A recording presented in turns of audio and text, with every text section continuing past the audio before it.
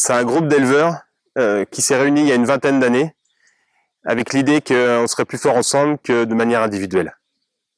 Actionnaire du GFE, j'y suis depuis le début. Le concept me plaisait beaucoup, c'est pour ça qu'on a fait ça 7 ou 8 avec l'impulsion d'Arnaud Evin. Qu'est-ce que ça m'apporte? Ça m'apporte un accès à un très grand nombre d'étalons avec un rapport qualité-prix qui est aujourd'hui imbattable. Il fallait se regrouper pour être plus fort. C'est 350 actionnaires qui mutualisent leurs moyens pour un projet commun. Je suis venu au GFE pour rencontrer d'autres éleveurs d'horizons différents, d'autres régions aussi, qui avaient déjà prouvé dans leur génétique et dans leur élevage personnel. Et je pensais que ça allait m'apporter et que je pouvais aussi apporter à ce groupe en tant que cavalier et éleveur.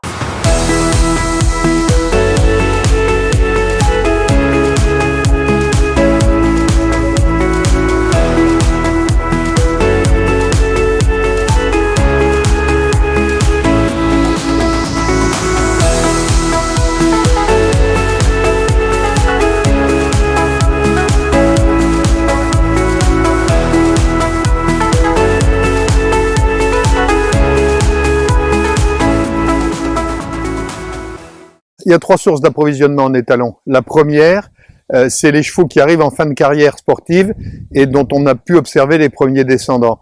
Ça a été historiquement les débuts du GFE avec Mr Blue, ça a été le cas ensuite de Calvaro, de Canaan, de Contendro, d'Intouchable. Il y a toute une lignée de grands reproducteurs auxquels on a accédé par ce biais-là. La deuxième source, c'est les 3 ans.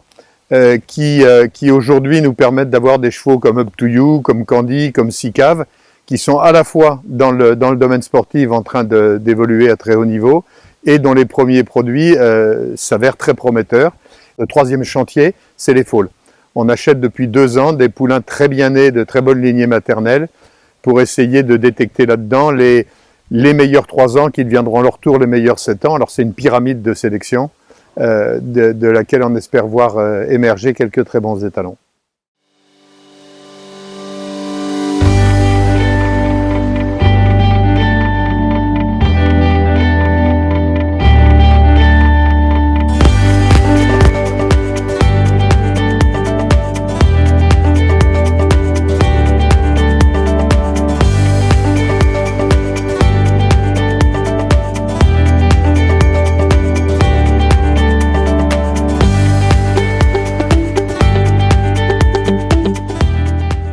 On récolte les étalons du GFE, on regarde la qualité de la semence, on la congèle et si elle est bonne, on la stocke et on l'expédie en France et évidemment dans le monde entier. On a été tout de suite bien d'accord, on a travaillé toujours ensemble et ça s'est évolué dans le temps.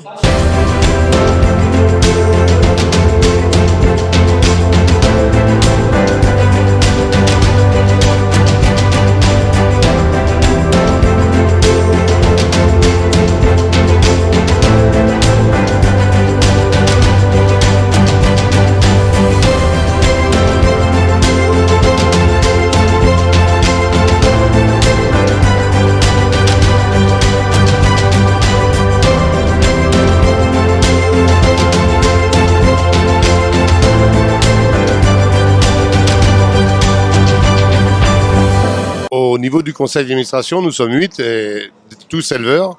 Et pour avoir envie de choisir un étalon, il faut qu'on ait envie de mettre une jument à cet étalon. C'est à la fois simple et compliqué.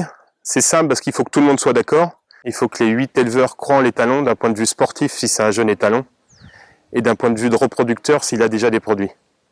Il faut que chacun ait envie de l'utiliser, de lui mettre une jument. Donc c'est assez simple finalement et en même temps ça demande une certaine exigence de qualité.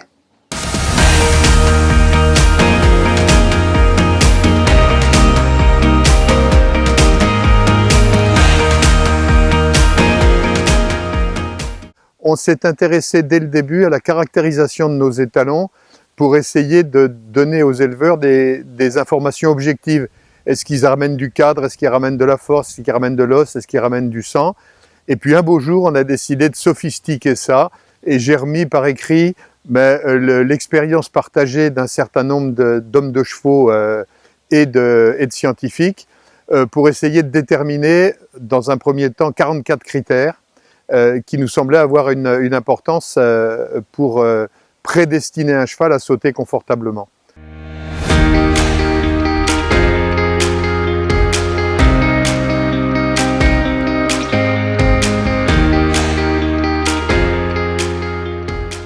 Et ces prix Monesser, ça nous pousse à présenter les chevaux et du coup ça fait travailler toute la filière.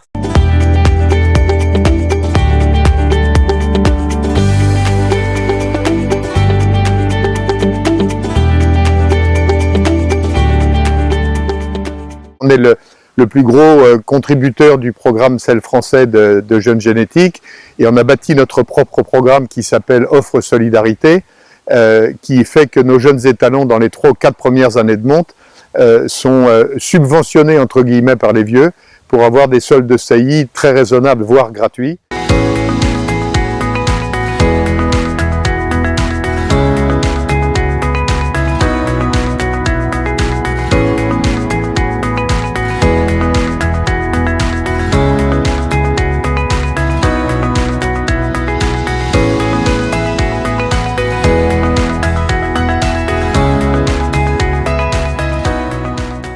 Leur façon de fonctionner permet de beaucoup sélectionner les jeunes étalons et j'aime beaucoup la jeune génétique. Alors je travaille beaucoup avec la jeune génétique. Je pense que c'est comme ça qu'on va avancer le plus. J'ai utilisé encore Candide Nantuel parce que j'en fais un par an. C'est un cheval qui transmet un très très bon passage de dos, du chic.